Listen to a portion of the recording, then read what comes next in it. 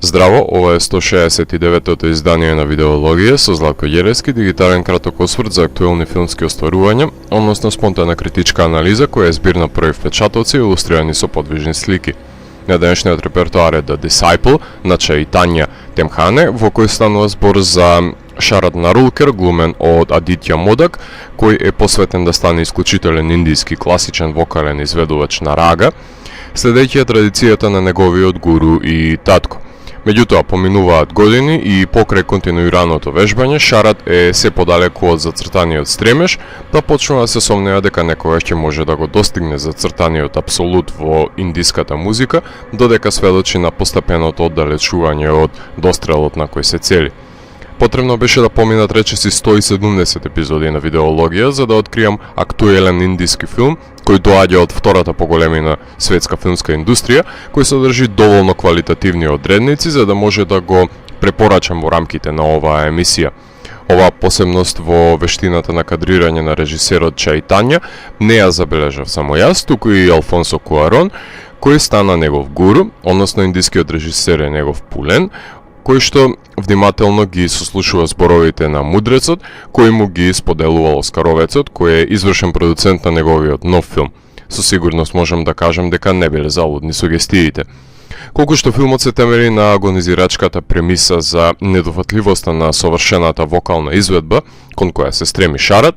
делото многу лесно може да се преточи во метафора за целењето кон достигнување на совршенството на која и да е друга уметничка гранка, но неговиот опсек на талентот, дури и кога е засилен од постојаното вежбање, не е доволен за да се оствари досегот кој го имаат врвните мајстори на занаетот, кон кој се угледува целата нација. Посветеноста сама по себе не е доволна за остварување на животната цел, што значи дека изведувачот мора да се носи со констатацијата дека никогаш нема да ги поседува чинителите за застанување на врвен музички гуру, без разлика на музичкото познавање. Носењето со дефетизмот е суштественоста на ова дело.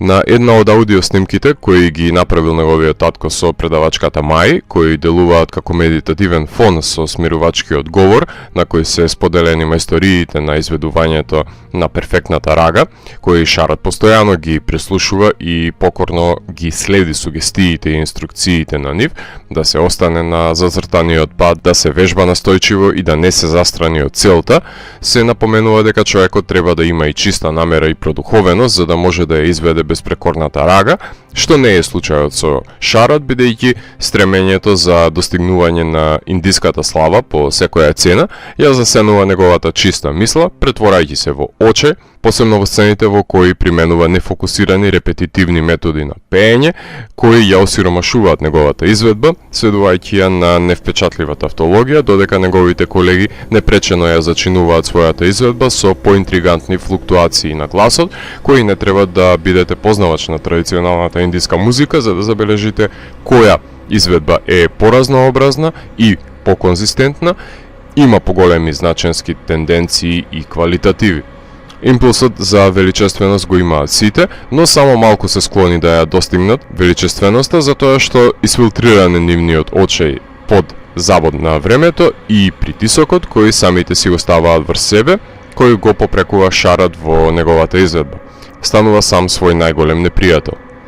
Прекрасна е сцената во која Шарад и неговиот колега се обидуваат да продадат дискови на влезот во салата во која е во тек концерт, затоа што нивната малечка издавачка куќа негува изданија на класична музика која се обидуваат да ја наметнат на потенцијалните слушатели, кои не се заинтересирани за неа, бидејќи сакаат да го слушаат тоа што е популарно, а не тоа што е традиционален мелос и има висока уметничка вредност. Оваа сцена алудира на постојаниот судар помеѓу пуританскиот пристап во создавањето на уметноста, која треба да содржи високи вредности, наспроти медиокритетот на лесно слушливата уметност, која е наменета да ги задоволи широките маси. Едната е калорична, но не е во дослух со времето, а другата е генеричка и сиромашна, но е актуелна и барана.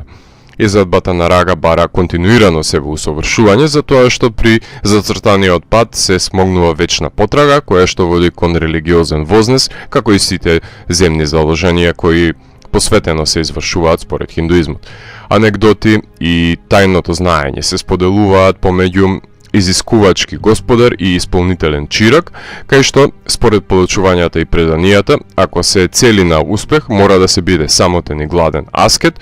кога се изведува кајал, односно пење во кое со помош на гласот се споделува човечката состојба во тој миг, според традиционалистички строго кодифицирани правила и конвенции на изведба, држејќи се до спецификата на емпириската формулација, кои бараат и импровизација од музичарот, која ќе даде автентичност на изведбата. Свесно ќе повлечам евентуално погрешна паралела и ќе установам неколци на подоцнежни премини на принципи од класична музика во рок-н-рол и джез, меѓутоа во индиски манир. Во филмот нема потреба да се упростува формата на изведбата за секој да ја разбере, туку се потпира на приложување на самата изведба, па гледачот самиот треба да се огледа каде се крие музичкиот неуспех, што говори дека авторите на делото го почитуваат интелектот на гледачот и сакаат самиот да ја преслуша изведбата и своеглаво да процени за незината вредност. Употребени се најразлични инструменти во изведбата како ситар, мрдангам, тамбури и хармониум,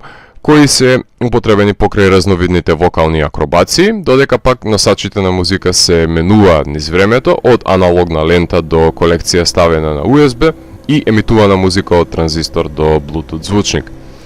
Себереализацијата, сомнежот во себе си и не само довербата, наспроти достигнувањето на душевниот спокој во испарувачкиот сон, се јадежите кои се разработуваат во оваа творба. Првиот дел ги има младешките аспирации и можности, подготовките за надпреварот на шарат и разочарувањето од истиот, носталгичното, евокативно и романтично прикажување на градот, допирајќи и до coming of age тропите на развој на едно младо момче, а во вториот дел времето го одминува артистот, тој не е поблиску до зацртаниот успех, туку се претопува во средината, не се двои, копнежот фаќа мувла, коментарите на видеата на YouTube постојано посочуваат дека не е ништо посебно пејачот, туку дека е медиокритетен и редундантен изведувач, додека музиката се трансформира, создавајќи амалгам помеѓу популарна и традиционална музика, кај што се јавува манифестацијата наречена индиски идол за создавање на инстант звезди во општеството на спектакл, што значи дека и тој треба да се промени, но тој обструира и неговите настапи имаат се повеќе и повеќе празни седишта во просториите во кои настапува. Епилогот на делото е отворен и содржи доза на амбивалентност со тоа што во широк план го гледаме музичарот во метро, кај што е предаден на неговите мисли, втонет во контемплација, додека е разминат од еден иден трубадур, финиш кој му остава простор на секој гледач да проектира дали ликот го има најдено својот спокој и што, впрочем, вреднува за свој успех во солипсизмот. Постои специфична зависност и злоупотреба во корелација помеѓу учителот и чиракот, но во ситуацијата со младиот и неуспешен ученик, менторот екзактно му посочува зошто е досаден и неоригинален за слушање, бидејќи е дефицитарен на перспектива, создавајќи наниз од расцркани, недоработени и недоистражени идеи со лоши меѓусебни премени, правејќи ја неговата музика безживотна и бездушна. Кога Шарат станува професор на подмладокот, заинтересиран за рага, тој исто така ја злоупотребува позицијата, како што неговиот учител сака да биде згрижен од него, не согласувајќи се со учењето на младо момче во неговиот традиционален клас, кое што сака да пее и во фјужен бенд, сведочејќи за тврдоглавата закоравеност во поглед на музиката која ја има традиционалистот Шарат, кој е надвор од допирстотековите на денешницата.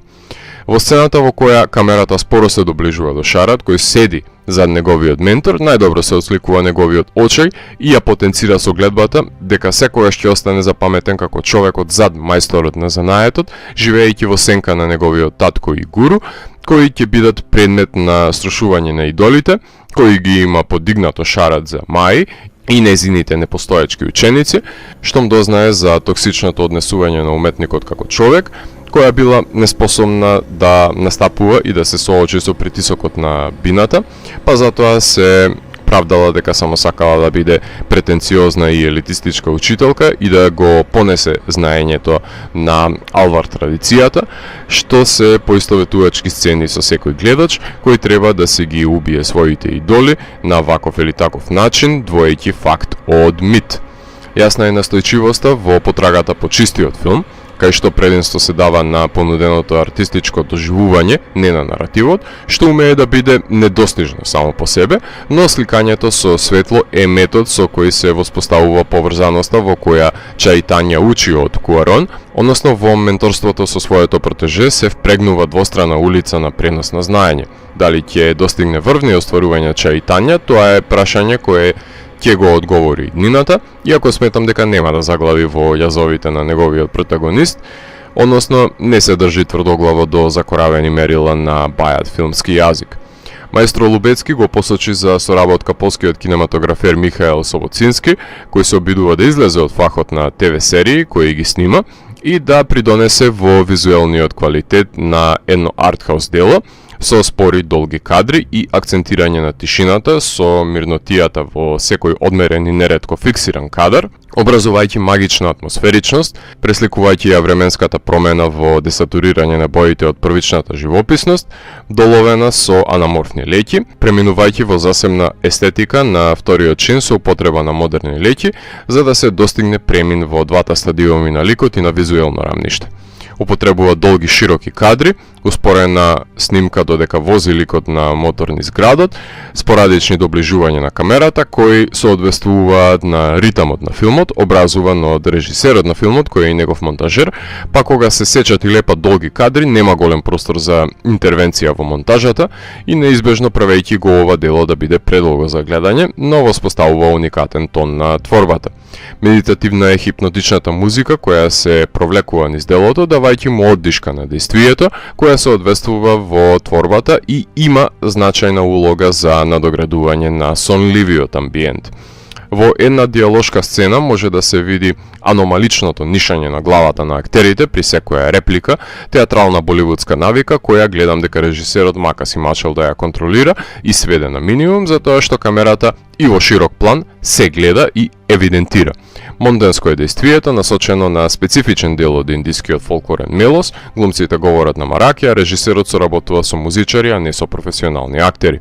Режисерот Чаитања веќе достигна значителен успех со деби остварувањето Корт од 2014 година, во кое ја расветлува хипокризијата на судскиот процес во случај на стариот активист кој е ставен на судење поради неговата бунтовна композиција,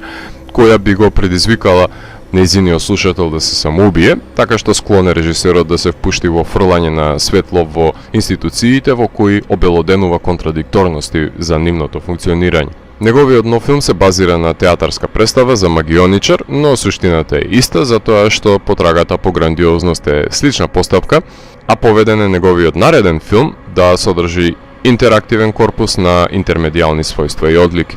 The Disciple ја имаше својата премиера на Венецијанскиот филмски фестивал, а потоа играше во Торонто, Цирих, Њу Јорк, Лондон, Бусан, Ваљадолид и Тајпе, односно на огромни филмски фестивали, добивајќи номинација на Independent Spirit наградите, закитувајќи се со 3 лавови во Венеција, од кои еден за сценариото и еден на Фипресци, како и една награда на ТИФ, така што филм со вакво кредо да не биде представник на Индија за Оскарите е филмски криминал, налик дебаклот на србите кои не ги представуваше отац, затоа што и фалениот индиски представник Джаликату не успеа да заврши на кратката листа. Очигледно дека треба политиката да се држи надвор од уметноста и да се дозволи познавачите на филмот да ги носат овие значајни одлуки.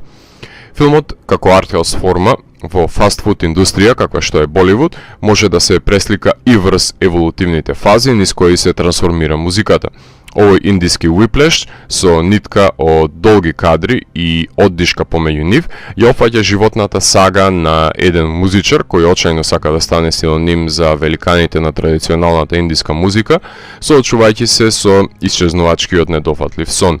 Дали го бара душевниот спокој на погрешните места или можеби не е искрен со сопствените способности, живеејќи во туѓа сенка, се тези кои ќе поминат низ главата на секој гледач, кој ќе се изложи на ова медитативно и трансцендентално дело, кое крие универзална човечка мудрост во сршта. Звезда не може да стане секој, без разлика на амбицијата. Убаво е да се аспирира, но доколку секој филм е ремек дело, самата ознака ќе го изгуби значењето. Ако морам да го евалуирам, тогаш The Disciple од мене има 4 од 5. Доколку ви се допадна 169-тото издание на дигиталната архива Видеологија, лајкувајте го делото, споделете го и следете го каналот. Посегнете и по останатите рецензии на виртуелната полица. Ви благодарам за вниманието. Поздрав!